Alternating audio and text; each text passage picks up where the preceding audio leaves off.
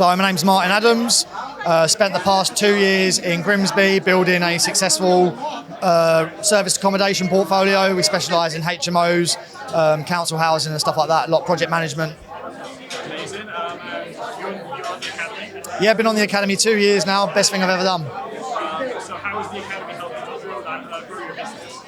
I think the network and the education that obviously Samuel and the team provide is just exceptional. I come here as a 9-to-5 employee mindset individual, and then I've left to build a multi-million-pound portfolio, turning over more money every month than I could ever dream of earning. So it's been a great experience for me. How is Samuel?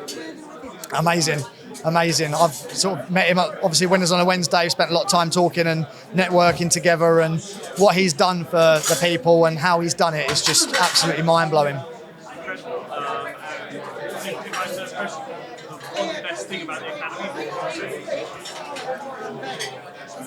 The mindset that it gives you to achieve success is the best thing. Like, a lot of people will say, I can't do this because of some reason, or I would if I could do this. You come to the academy, you network with the people that are successful and doing what you want to do, and it's very hard not to succeed.